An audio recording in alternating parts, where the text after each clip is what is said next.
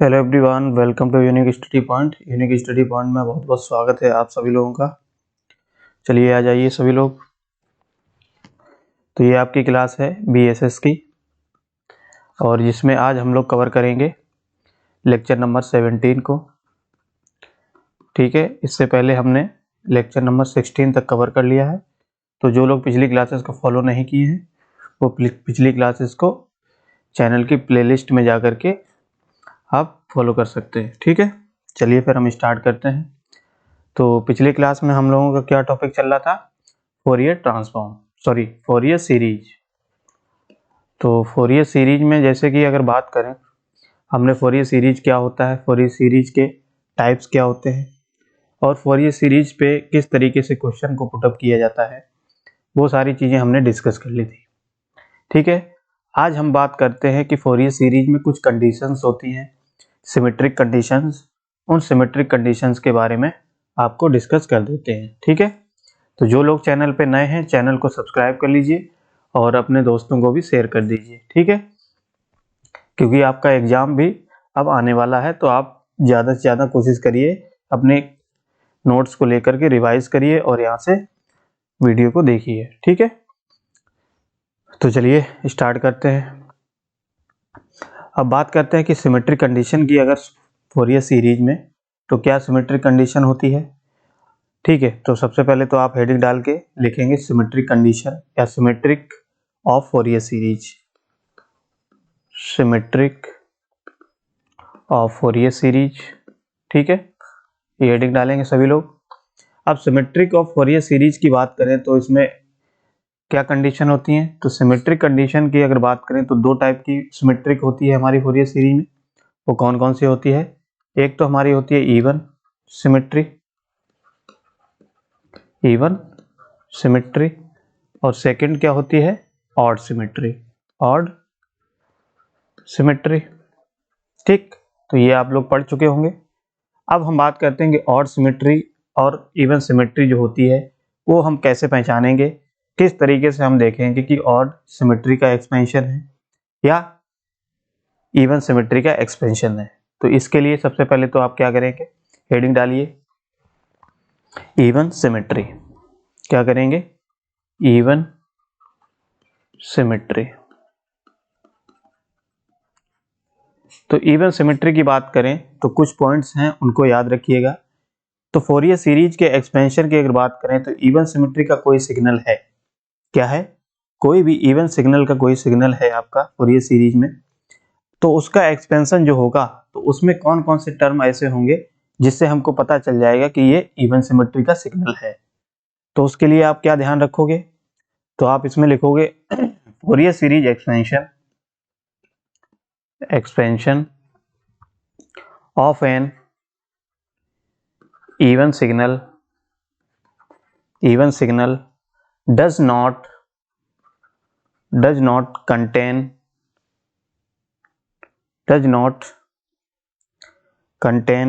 any sign term, does not contain any sign term। यानी कि कहने का मतलब क्या है, अगर फोरियर सीरीज का एक्सपेंशन आपको देखने को मिले इवन सिमेट्री में, तो इवन सिमेट्री के केस में हमेशा हम देखेंगे कि हमारा साइन टर्म उसमें नहीं होगा। क्या क्या टर्म होगा? उस केस में हमारा सिग्नल में डीसी टर्म होगा और एक कॉस टर्म होगा। ठीक है, तो इवन सिमेट्री के लिए कंडीशन में एक्सपेंशन अगर आपको दिया जाए तो आप याद रखेंगे इवन सिमेट्री के केस में आपका एक डीसी सिग्नल होगा। डीसी का मतलब क्या है? ए नॉट। ठीक है, और दूसरा क्या होगा? कॉस टर्म होगा।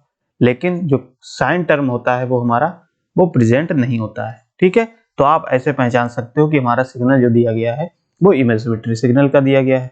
ठीक है, अगर आपको लिखना होगा तो आप यही लिखेंगे, आपसे इवन सिमेट्री पूछा जाए तो आप इस तरीके से लिख देंगे। अब इवन सिमेट्री की बात करें तो आप कोई भी सिग्नल बना सकते हैं इवन सिमेट्री का। एग्जाम्पल के तौर पे जैसे मान लिया इवन सिमेट्री का सिग्नल की बात करें तो ये हमारा देखिए इवन सिमेट्री का सिग्नल है कि नहीं है। हमने क्या बताया था कि इवन सिमेट्री का जो सिग्नल होता है वो मिरर इमेज होता है। ठीक है, तो देखिए ये मिरर इमेज दिख रहा है, सेम यही आपका इधर दिख रहा है। तो यहाँ से देखिए ये सिग्नल हमारा क्या है? इवन सिमेट्री सिग्नल है कि नहीं? तो अगर इसका एक्सपेंशन करेंगे तो कहीं ना कहीं इसमें क्या होगा, हमारा साइन टर्म एग्जिस्ट नहीं किया जाएगा। ठीक है, ओनली क्या होगा, डीसी टर्म होगा और कॉस टर्म होगा। जब आप इसका सॉल्यूशन करेंगे तो यहाँ से हमारा जो मिलेगा वो इवन सिमेट्री सिग्नल मिलेगा। बताइए इतनी बात क्लियर है सब लोगों को? इतनी बात क्लियर है तो आप नेक्स्ट बात करते हैं, हम ऑड सिमेट्री की बात करते हैं। चलिए हेडिंग डालिए ऑड सिमेट्री। ऑड सिमेट्री, तो ऑड सिमेट्री की अगर बात करें सिग्नल की, तो ऑड सिमेट्री के केस में क्या होगा, ऑड सिमेट्री के केस में जो फोरियर सीरीज का एक्सपेंशन होगा उसमें हमारा क्या होगा, ओनली साइन टर्म प्रेजेंट होगा और जो डीसी टर्म और कॉस टर्म जो होते हैं वो हमारे एब्सेंट होंगे इसमें, यानी कि उसमें प्रेजेंट नहीं होंगे। ठीक है, तो आप लिख सकते हैं इसमें क्या लिखेंगे, Fourier series expansion of an odd signal contains only sine term. क्या है, साइन टर्म। ठीक है, तो साइन टर्म की बात करें यानी कि हमारा जो कॉस टर्म होगा और जो डीसी टर्म होगा ये हमारा प्रेजेंट नहीं होगा, नॉट प्रेजेंट, लेकिन साइन का जो टर्म होगा वो हमारा प्रेजेंट होगा। ठीक है, इतनी बात याद रखेंगे। अब सिग्नल की बात करें तो सिग्नल कैसा दिखने में लगेगा तो जैसे मान लिया ये सिग्नल है हमारा, ऐसे अगर बात करें आपसे तो ये सिग्नल हमारा क्या है, इस तरीके से आपको सिग्नल दे दिया जाए। ठीक है,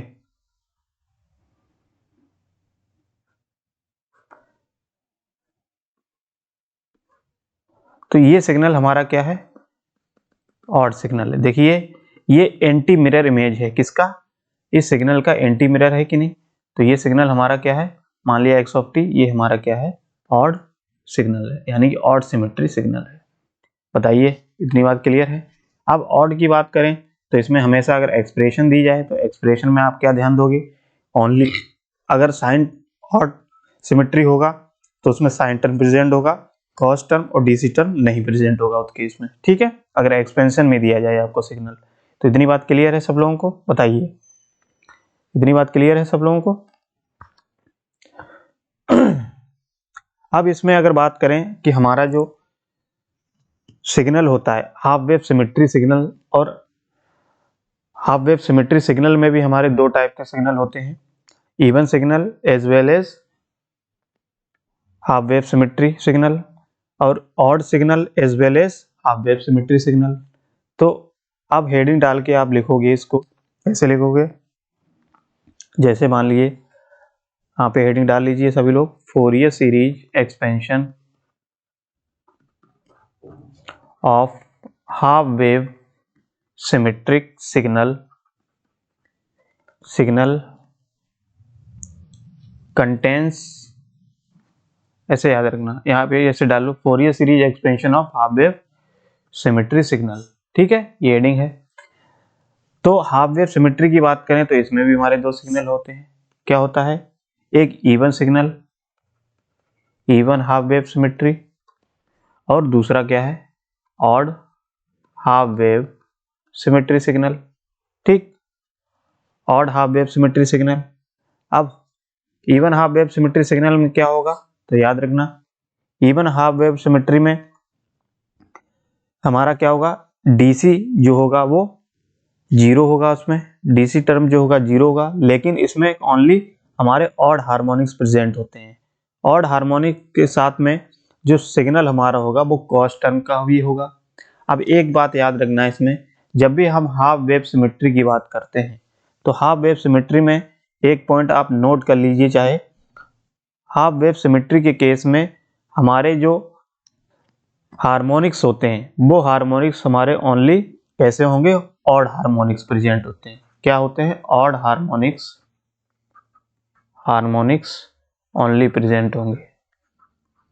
ठीक है, ओनली कैसे हार्मोनिक प्रेजेंट होंगे, ऑड हार्मोनिक्स। अब ऑड हार्मोनिक्स तो होंगे हाफ वेव सिमेट्री के लिए, but even half wave symmetry की बात करें और ऑड हाफ वेव सिमेट्री की बात करें तो हाफ वेव सिमेट्री से हम केवल ये देखते हैं कि हमारे सिग्नल में ऑड हार्मोनिक्स तो होंगे ही होंगे, लेकिन इवन अगर हाफ वेव सिमेट्री है तो इवन हाफ वेव सिमेट्री के केस में हम कह सकते हैं कि इसमें ओनली ऑड हार्मोनिक्स होंगे। लिख लीजिए condition, contains only odd harmonics, odd harmonics, और साथ में क्या होगा, contains sine term, sine sine ऐसे लिख लीजिए, contains only cos term, sorry sine नहीं कॉस टर्म। ठीक है। अब जैसे सपोज करिए एक्सप्रेशन अगर आपको दिया जाए इवन सिमेट्री का, तो हमने बताया कि ऑड हार्मोनिक्स, ऑड हार्मोनिक्स का मतलब क्या होता है, तो ऑड हार्मोनिक्स का मतलब होता है कि हमारे पास इस तरीके से हार्मोनिक्स होंगे, जैसे A1 हो गया, A3 हो गया, A5 हो गया, A7 हो गया।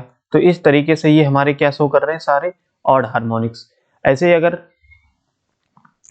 इवन हार्मोनिक की बात करें तो इवन हार्मोनिक्स में क्या हो जाएगा, हमारे इवन हार्मोनिक्स में आपके A0, A4, A8 इस तरीके से होगा, A2।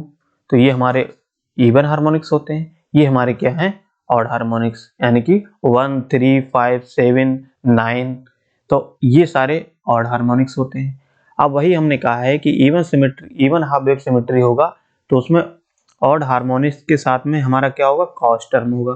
ठीक है। अगर इवन हाफ वेव सिमेट्री है तो जैसे एक्सप्रेशन की बात करें तो इसमें एग्जांपल के तौर पे हम देख सकते हैं, जैसे एक्सपेंशन अगर आपको ऐसे दिया जाए कि A1 कोई सिग्नल है, मान लिया x ऑफ t, ठीक है, x ऑफ t के सिग्नल है, और एक्सप्रेशन उसका दे दिया जाए कि A1 cos omega t plus के A3 cos 3 ओमेगा t, ऐसे ही A5 cos 5 omega T plus के डैश डैश डैश। तो ये सारा एग्जाम्पल हम कह सकते हैं कि हमारा कैसा है, even half wave symmetry. Even half wave symmetry हमने कैसे पहचाना, तो इसमें हमने देखा कि ऑड हार्मोनिक्स तो हमारे हैं A1, A2, A3, और उसके साथ में हमारा क्या है, कॉस टर्म भी है कि नहीं। तो यहां से हम कह सकते हैं कि ये हमारा क्या है, इवन हाफ वेव सिमेट्री के सिग्नल दिया गया है या एक्सप्रेशन दिया गया है। ठीक है, इतनी बात क्लियर है सब लोगों के, बताइए। तो यहां से एक पॉइंट आप लिख लीजिए, इवन हाफ वेव सिमेट्री में क्या लिखेंगे, तो इवन हाफ वेव सिमेट्री में एक पॉइंट लिखिए, Fourier series expansion of even half wave symmetry signal contains cos term with odd harmonics. ठीक है, इतनी बात क्लियर है। तो इस पॉइंट को आप याद रखिए हमेशा, चाहे कोई आपका कॉम्पिटिटिव एग्जाम हो, तो यहाँ से आपके कॉम्पिटिटिव एग्जाम में इस टाइप से क्वेश्चन बहुत पूछे जाते हैं। अगर आपको एक्सप्रेशन दे दिया जाए, आपसे पूछ लिया जाए कि इसमें इवन हार्मोनिक्स हैं, ऑड हार्मोनिक्स हैं, या कौन सा सिमेट्रिक सिग्नल दिया गया है, तो आप बता सकते हो। ठीक है, तो इस तरीके से एक्सप्लेनेशन इसका दिया जाता है। अब दूसरी हेडिंग डालिए आप लोग कि odd half wave symmetry signal. तो odd half wave symmetric signal का एक्सपेंशन की बात करें तो इसमें हमारा क्या होगा, हमेशा याद रखना कि ये क्या करेगा, कंटेन ओनली साइन टर्म, और साइन टर्म के साथ में हमने क्या कहा कि हाफ वेव जब भी आता है तो उसमें तो हमारे ऑड हार्मोनिक्स होंगे, तो उसके साथ में क्या होगा, कंटेंट, इस पे लिख लीजिए कंटेंट ओनली ऑड हार्मोनिक्स। ठीक है, यानी कि कहने का मतलब क्या है कि हमारा साइन टर्म के साथ में ऑड हार्मोनिक्स होगा उस केस में। जैसे एग्जांपल के तौर पे देख लीजिए, जैसे हमने मान लिया कि x ऑफ t कोई सिग्नल है, इसका क्या है V1 sine omega naught t plus के B3 sine 3 omega t plus B5 sine 5 omega t plus के डेड डैश। तो ये एक्सप्रेशन हमारा क्या दिखा रहा है, ये हमारा शो करता है odd half wave symmetry signal के एक्सपेंशन को। तो देखिए V1 हमारा, B3 और B5 ये तो हमारे क्या हार्मोनिक्स दिखा रहा है। तो ये हार्मोनिक्स कैसे हैं, ऑड हार्मोनिक्स है कि नहीं। तो ये ऑड हार्मोनिक्स, और ऑड हार्मोनिक्स के साथ में हमारा टर्म कौन सा दिया गया है, साइन दिया गया। तो साइन जब भी दिया होता है ऑड हार्मोनिक्स के साथ में, तो वो सिग्नल हमारे क्या कहलाते हैं, odd half wave symmetry signal कहलाते हैं। ठीक है, इतनी बात क्लियर है। अगर आपसे इतना पूछा जाता है एक तो आप इतने पॉइंट्स लिख देंगे वहां पे, तो और आपका पूरा सफिशिएंट हो जाएगा। ठीक है, इतना आप इसको याद रखिए। थ्योरी में अगर पूछ सकता है तो थ्योरी में आपसे पूछेगा कि हाफ वेव सिमेट्री सिग्नल क्या होता है, ठीक है, और इवन सिमेट्री क्या होता है। तो उसमें आप दो ऐसे लिखेंगे कि half wave symmetry signal two types के होते हैं, even half wave symmetry signal, odd half wave symmetry signal. Odd half wave symmetry signal के लिए क्या कंडीशंस होती हैं, इवन हाफ वेव सिमेट्री के लिए क्या कंडीशंस होती हैं, तो वो आप इतने सारे पॉइंट्स लिख देंगे तो यहाँ से आपका काम हो जाएगा। ठीक है, तो इसमें इतनी बात क्लियर है, बताइए।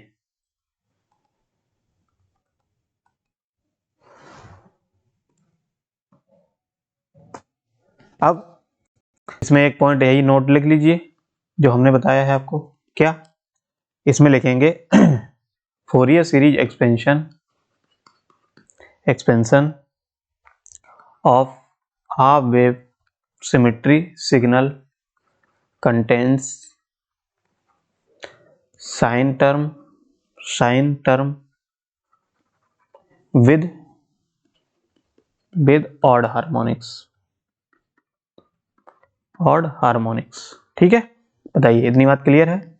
तो यहां से ऐसे आप एक्सप्लेनेशन उसको दे सकते हैं कि अगर हाफ वेव सिमेट्री पूछा जाता है, इवन हाफ वेव सिमेट्री पूछा जाता है, ऑड हाफ वेव सिमेट्री पूछा जाता है, तो यहां से आप ऐसे एक्सप्रेशन को लिख सकते हैं। ठीक है, बताइए, क्लियर है इतनी बात।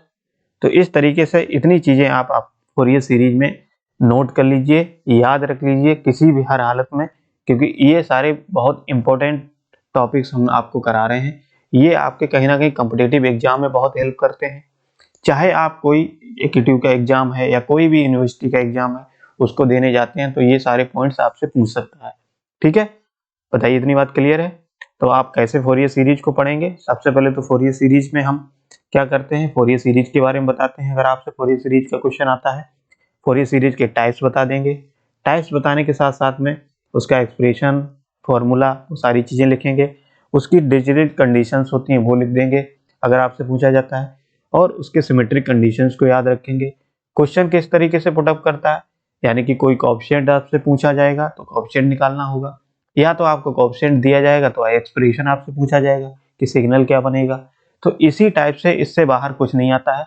इतने पॉइंट्स आपको याद है, समझ गए कि किस तरीके से हमको क्वेश्चन को टैकल करना है, तो आपको कोई प्रॉब्लम नहीं होगी फोरियर सीरीज में। क्योंकि जहां तक होता है कि फोरियर सीरीज से लोग बहुत कतराते हैं, फोरियर सीरीज को छोड़ के चले जाते हैं, पढ़ते नहीं है। ठीक है, तो अगर आपको क्रिस्टल क्लियर चीजें समझ में आती है कि किस तरीके से हमको क्वेश्चन को पूछा जा सकता है, ठीक है, अगर आपको ये दिमाग में आ गया क्वेश्चन किस तरीके से पुटअप किया जाता है, तो आप कोई भी क्वेश्चन आसानी से कर सकते हैं। ठीक है, हालांकि उसका मैथमेटिकल एक्सप्रेशन को कैलकुलेट करना थोड़ा टफ होता है, लेकिन आप प्रोसीजर से करेंगे तो कहीं ना कहीं वो आपको आसान लगेगा। ठीक है, तो इस तरीके से हमारा क्या है, फोरियर सीरीज आज हमने कंप्लीट कर लिया है। इतने पॉइंट आप सिर्फ क्वेश्चन की प्रैक्टिस करिए।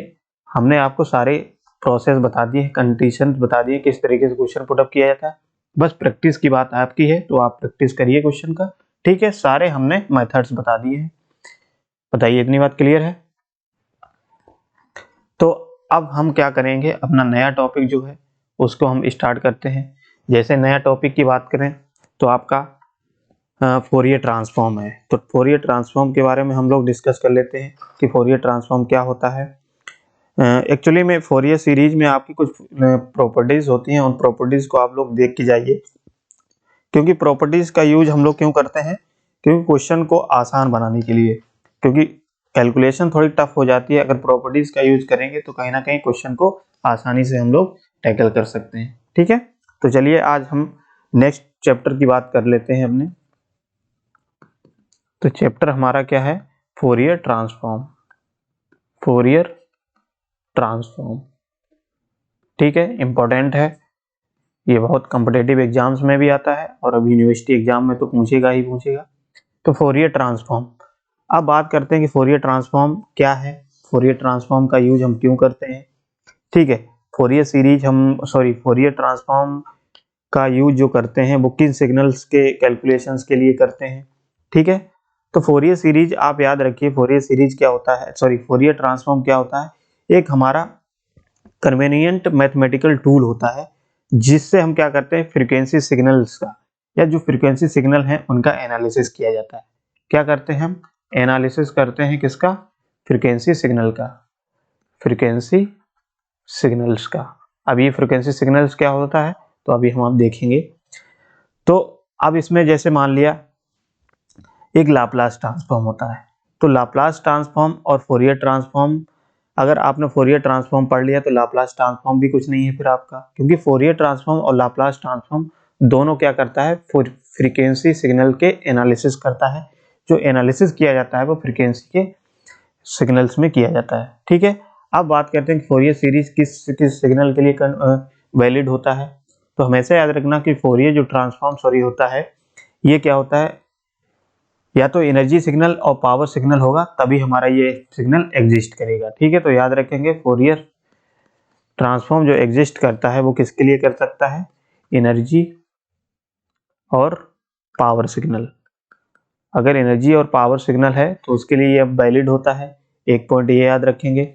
दूसरा पॉइंट आप याद रखेंगे कि अब फोरियर सीरीज की बात करें तो सिग्नल जैसे एनर्जी सिग्नल, पावर सिग्नल, तो एक सिग्नल हमारा ऐसा होता है कि कुछ सिग्नल हमारे ऐसे भी होते हैं जो हमारे ना तो एनर्जी सिग्नल होते हैं ना ही पावर सिग्नल होते हैं, जैसे neither energy signal nor power signal, ठीक है। तो ना तो एनर्जी सिग्नल होते हैं ना ही पावर सिग्नल होते हैं, तो उन सिग्नल का हम क्या करते हैं, फोरियर ट्रांसफॉर्म कैलकुलेट नहीं कर सकते हैं, ठीक। तो इनका हम नहीं कर सकते हैं। बट एक सिग्नल ऐसा होता है, बट ओनली, याद रखना, एक ओनली ऐसा सिग्नल होता है जो नाइदर एनर्जी सिग्नल होता है नॉर पावर सिग्नल होता है, फिर भी हम उसका क्या कर लेते हैं, फोरियर ट्रांसफॉर्म निकाल सकते हैं। तो वो ओनली एक सिग्नल कौन सा होता है, तो वो सिग्नल होता है, याद रखना, यूनिट इंपल्स सिग्नल। कैसा, यूनिट इंपल्स सिग्नल, जिसको हम रिप्रेजेंट किससे करते हैं, डेल टी से, ठीक है। तो डेल टी एक ऐसा सिग्नल है जो ये ना तो एनर्जी सिग्नल है ना ही पावर सिग्नल है, फिर भी क्या है, इसका फोरियर ट्रांसफॉर्म एग्जिस्ट होता है, ठीक है। फिर भी इसका क्या है, फोरियर ट्रांसफॉर्म एग्जिस्ट होता है। तो ये केवल एक सिग्नल होता है ऐसा, ठीक, याद रखेंगे। बताइए इतनी बात समझ में आ गई। अब फोरियर ट्रांसफॉर्म का फॉर्मूला क्या होता है, फोरियर ट्रांसफॉर्म के इनवर्स का फॉर्मूला क्या होता है, किस तरीके से हम क्वेश्चन को सॉल्व करते हैं, तो चलिए देख लेते हैं। तो जैसे फोरियर ट्रांसफॉर्म की बात करें, ठीक है, तो फोरियर ट्रांसफॉर्म की अगर बात करें तो हम इसको रिप्रेजेंट कैसे करते हैं, क्योंकि फ्रीक्वेंसी सिग्नल में हम लोग इसका एनालिसिस करते हैं, ठीक है। तो जैसे मान लिया कोई सिग्नल है हमारा एक्स ऑफ टी, ठीक है, अगर इसका आप फोरियर ट्रांसफॉर्म निकालोगे तो इसका रिप्रेजेंटेशन हम कैसे करेंगे, एक्स ओमेगा, किससे कर रहे हैं, ओमेगा, और ओमेगा हमारी क्या है, फ्रीक्वेंसी है कि नहीं, ये फ्रीक्वेंसी है। तो फ्रीक्वेंसी को हम कह सकते हैं कि फोरियर ट्रांसफॉर्म का एनालिसिस जो किया जाता है वो फ्रीक्वेंसी सिग्नल में किया जाता है, ठीक है। अब कोई सिग्नल एक्स ऑफ टी है, टाइम के सिग्नल दिया है टाइम डोमेन में, तो उसका रिप्रेजेंटेशन हमारा एक्स ओमेगा हो जाएगा, फोरियर ट्रांसफॉर्म, ठीक है। अगर इनवर्स फोरियर ट्रांसफॉर्म निकालेंगे तो इनवर्स फोरियर ट्रांसफॉर्म की बात करें तो ये हमारा क्या हो जाएगा, कोई सिग्नल हमारा एक्स ओमेगा दिया होगा तो वो हमारा एक्स टी में कन्वर्ट हो जाएगा। तो ये सेम हम कह सकते हैं इसका उल्टा क्या हो जाएगा ये, तो जैसे फोरियर ट्रांसफॉर्म की बात करें तो x omega equals to x t में कन्वर्ट हो जाएगा, क्या, फोरियर ट्रांसफॉर्म का इनवर्स, ठीक। अब फॉर्मूला क्या होता है, तो जैसे कोई सिग्नल दिया जाए तो आपसे पूछा जाए कि उसका फोरियर ट्रांसफॉर्म क्या होता है, तो फॉर्मूला याद रखेंगे, क्या है, x omega equals to integration over minus infinite to plus के infinite x of t dot e पे पावर माइनस के j omega t d t, ठीक है। तो ये सिग्नल यानी कि ये फॉर्मूला आप याद रखेंगे, इसी से हम सारे क्वेश्चंस को सॉल्व करेंगे जो बेसिक क्वेश्चंस होते हैं, ठीक है। तो ये सिग्नल हमारा क्या है, एब्सोल्युटली इंटीग्रेबल है, तो हम इसको लिख सकते हैं, ये एप्लीकेबल किसके लिए है, applicable only for absolutely integrable signal, यानी कि ये हमारा इंटीग्रेट हो सकता है, इंटीग्रेबल सिग्नल, इतना पॉइंट याद रखेंगे। तो ये याद रखेंगे। इसका फॉर्मूला क्या है, x omega equal to integration over minus infinite to plus के infinite x of t e पे power minus j omega t d t. ठीक है, बताइए इतनी बात क्लियर है। तो ये फॉर्मूला होता है हमारा, इसको सही से लिख लीजिए। अच्छा,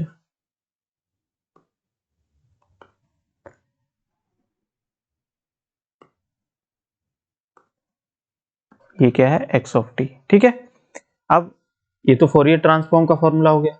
ऐसे ही इनवर्स फोरियर ट्रांसफॉर्म की बात करें तो ये सिग्नल क्या हो जाएगा, तो x of t equal to 1/2 pi integration over minus infinite to plus infinite x omega e पे power j omega t d omega. ठीक है, तो ये फॉर्मूला हमारा क्या है, Fourier transform, inverse Fourier transform का। तो ये हमारा इनवर्स फोरियर ट्रांसफॉर्म का फॉर्मूला याद रखना। ठीक, तो यहाँ पे इनवर्स वाले में देखिए यहाँ पे हमारा प्लस आया, लेकिन यहाँ पे देखिए हमारा क्या है, डिवीजन हो जाता है। तो यहाँ पे ये याद रखें, यहाँ पे हमारा क्या माइनस के टर्म में आया है जब फोरियर ट्रांसफॉर्म निकालेंगे तो। ठीक है, बताइए इतनी बात क्लियर है। तो फोरियर ट्रांसफॉर्म की, जैसे हमने फोरियर सीरीज की कुछ कंडीशन पढ़ी हैं कि हमारा सिग्नल फोरियर सीरीज होगा तो उसके लिए क्या क्या कंडीशंस होती हैं। तो इसके लिए भी आप कंडीशन याद रख लीजिए। डिरिचलेट कंडीशन हो सकता है पूछ ले आपसे, डिरिचलेट कंडीशंस। तो इसकी भी कंडीशन क्या क्या होती हैं, जो पॉइंट्स हमने वहां लिखा है वही सेम आप यहाँ पे भी लिख सकते हो। क्या है, सिग्नल हमारा कैसा होना चाहिए, should have maximum minima and minima over finite interval में होना चाहिए। तो लिख दीजिए, सिग्नल शुड हैव मैक्सिमम या maxima and minima over finite interval. तो ये जो पिछला क्लास या फोरियर सीरीज का क्लास आप लोगों ने जिसने किया होगा तो ये आपको समझ में आ जाएगा, हमने वहां पे समझाया है, तो वहां से आप देख सकते हो। ठीक है, कंडीशन हमने वहां पे समझा दी है कि मैक्सिमा मिनिमा का मतलब क्या होता है। ऐसे ही सिग्नल सेकेंड कंडीशन है कि signal should have finite number of discontinuity over finite intervals. ठीक है, तो signal should have finite number of discontinuities, ठीक है, ओवर फाइनाइट इंटरवल। तो ये पॉइंट है, आप नोट कर लीजिए इनको, इंटरवल। थर्ड कंडीशन क्या है कि सिग्नल हमारा कैसा होना चाहिए, इंटीग्रेबल होना चाहिए। तो यहाँ पे लिख लीजिए आप, हम बोल दे रहे हैं कि signal should have absolutely integrable. ठीक है, तो इसका क्या है, माइनस इनफाइनाइट से plus infinite x of T d T और लेस देन इनफाइनाइट। ठीक है, तो शुड भी इंटीग्रेबल होना चाहिए। तीन कंडीशन है, इन तीन कंडीशंस को आप क्या करेंगे, नोट कर लीजिए। ये कंडीशन पूछ सकता है फोरियर ट्रांसफॉर्म में आपसे। अब बात करते हैं कि क्वेश्चन हमको किस तरीके से इसमें फोरियर ट्रांसफॉर्म में पूछा जा सकता है। ठीक है, तो एक क्वेश्चन लेते हैं, मान लिया तो सिग्नल हमारा दिया गया है, मान लिया एक्स ऑफ टी, एग्जाम्पल हमने लिया कि x of t equal to दिया है ई पे power minus a t u of t और ए ग्रेटर देन 0, ये सिग्नल दिया है। आपसे पूछा जाएगा कि ये फोरियर ट्रांसफॉर्म इसका बताइए क्या होगा। तो फोरियर ट्रांसफॉर्म कैसे निकालोगे, तो जैसे कि हम पता है कि हमको फोरियर ट्रांसफॉर्म का फॉर्मूला हमने क्या देखा था कि माइनस के इनफाइनाइट से interval x of t e पे पावर माइनस के j omega t d T, ये फॉर्मूला दिया गया है। अब यहाँ से हम क्या करेंगे, एक्स ऑफ टी की वैल्यू पुट कर देंगे यहाँ पे, तो इसको सॉल्व कर लेंगे। एक्स ओमेगा इक्वल टू, अब लिमिट की बात करें तो लिमिट देखिए यहाँ से क्या रखेंगे कि a हमारा क्या है, ग्रेटर देन 0। तो a ग्रेटर देन 0 का मतलब क्या है कि लिमिट हमारी कहाँ से स्टार्ट होगी, 0 से इनफाइनाइट तक जाएगी। बताइए, ये देखिए इस कंडीशन से हम देख लेते हैं। और एक बात याद रखेंगे, जब भी हमारा u ऑफ टी के फॉर्मेट में दिया है, यानी कि u ऑफ टी क्या है, हमारा स्टेप सिग्नल। और स्टेप सिग्नल हमारा क्या होता है कि हम जानते हैं स्टेप सिग्नल यहाँ से स्टार्ट होता है 0 से ऐसे। तो इसकी लिमिट की बात करें तो यहाँ से 0 से स्टार्ट हुआ और कहाँ गया, इनफाइनाइट तक गया। तो ऐसे भी आप डिसाइड कर सकते हो। ठीक है, तो इसलिए हम कैसे कह सकते हैं कि इसका इंटीग्रेशन हम कहाँ से कहाँ तक करेंगे, 0 से इनफाइनाइट तक। और सिग्नल हमारा कौन सा दिया गया, ई पे पावर माइनस टी ठीक, और e पे power minus j omega t d T. बताइए इतना हो गया। अब इसको हम सिंपली क्या कर लेंगे, इंटीग्रेट कर देंगे। तो इंटीग्रेट करने के लिए हम क्या करते हैं, कुछ मैनिपुलेशंस कर लेते हैं। e पे power minus j omega T, e पे पावर माइनस ए टी को हम क्या करते हैं, एक साथ लिख लेते हैं। e पे पावर हम इसको ऐसे लिख सकते हैं, माइनस के a plus J omega T, ऐसे लिख सकते हैं कि नहीं लिख सकते हैं, बताइए। ठीक, क्योंकि हमने इसको एक साथ लिख लिया। अब हम इसको क्या कर लेते हैं, इंटीग्रेट कर लेते हैं।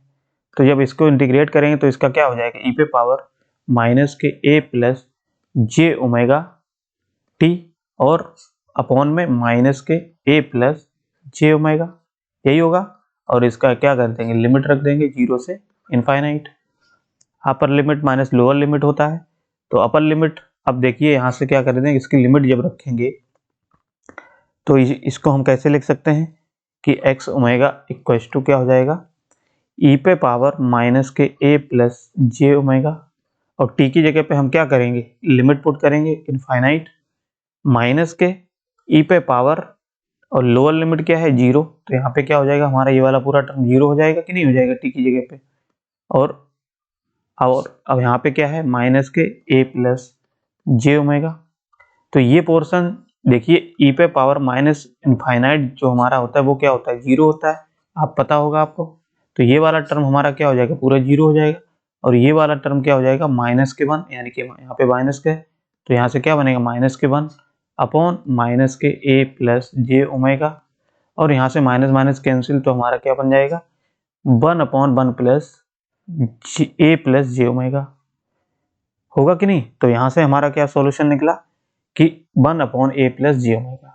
तो हम देख सकते हैं कि हमारा e पे power minus a t u of T का अगर फोरियर ट्रांसफॉर्म की बात करें तो क्या निकल के आता है, तो हमारा वो निकल के आता है 1 upon a plus J omega.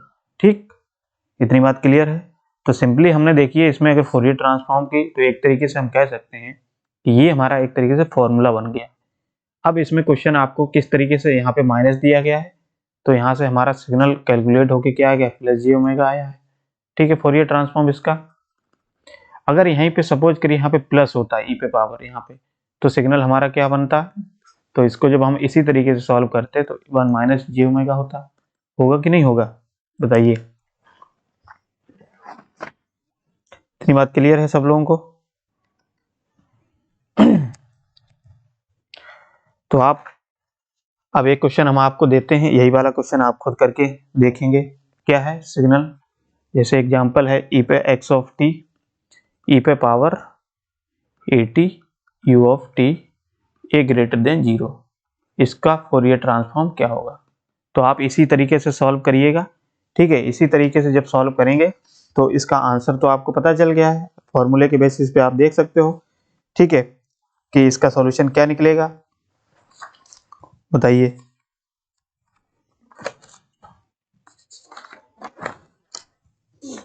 तो इसको आप खुद सॉल्व करिएगा। ठीक है,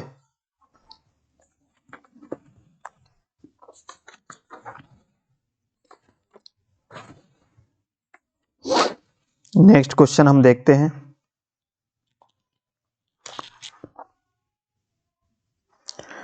तो जैसे नेक्स्ट क्वेश्चन की बात करें तो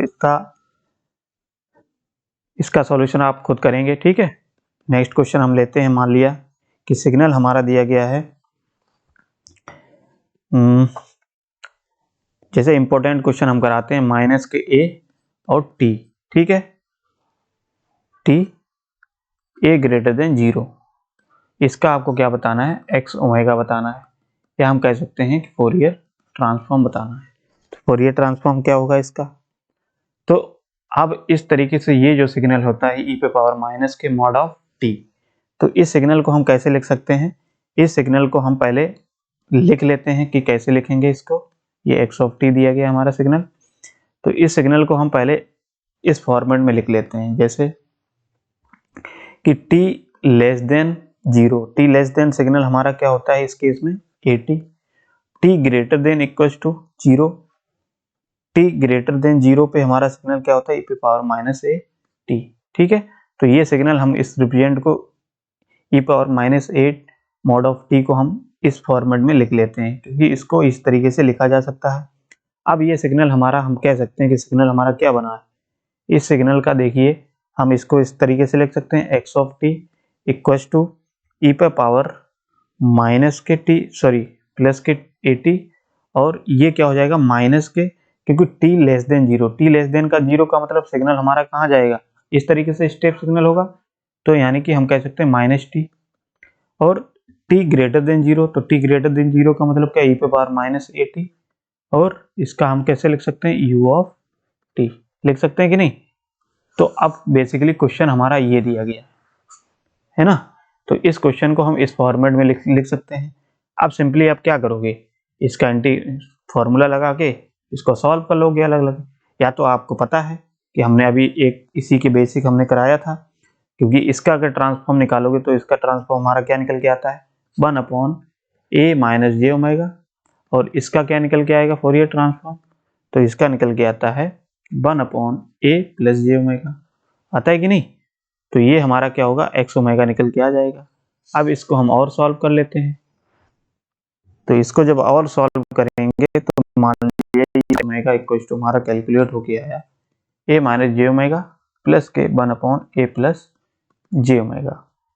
इसको जब हम सॉल्व करेंगे तो ये हमारा सिग्नल क्या हो जाएगा, 2a/a प्लस जे ओमेगा और a माइनस जे ओमेगा, ठीक है। इसको जब मल्टीप्लाई करेंगे तो हमारा सिग्नल क्या कैलकुलेट हो गया आएगा, 2a/a square plus omega square, ठीक है।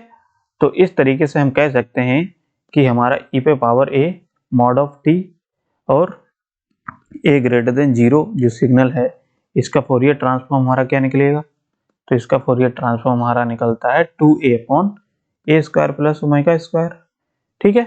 तो इसका क्या हो जाएगा फोरियर ट्रांसफॉर्म, ये हो जाएगा। बताइए इस तरीके से क्वेश्चन कर सकते हैं। ये मोस्ट इंपॉर्टेंट क्वेश्चन है, इसको नोट कर लीजिए हर हालत में, ठीक है। ये जो हमने क्वेश्चन कराया है ये मोस्ट इंपॉर्टेंट है, आपको हो सकता है इस क्वेश्चन को आपके एग्जाम में देखने को आपको मिल जाए, ठीक है। तो इसी टाइप से बेसिक क्वेश्चन आएंगे, ज्यादा आपको टफ क्वेश्चन देखने को नहीं मिलेगा, ठीक है। तो कोई भी सिग्नल है किस तरीके से सॉल्व करना है, इसको फॉर्मूला में पुट करिए, उसका इंटीग्रेट करिए और आसानी से इसको सॉल्व कर लीजिए, ठीक है। बताइए इतनी बात क्लियर है सब लोगों को, तो इतनी बात क्लियर है तो फिर नेक्स्ट हम लोग देखेंगे नेक्स्ट लेक्चर में, ठीक है। आज हम लोग इतना ही रखते हैं, ठीक है। मिलते हैं नेक्स्ट क्लास में, और जो लोग नए हैं चैनल को सब्सक्राइब कर लीजिए, अपने दोस्तों को ज़्यादा से ज़्यादा लोगों को शेयर करिए, ठीक है। चलिए फिर बहुत बहुत धन्यवाद सभी लोगों का।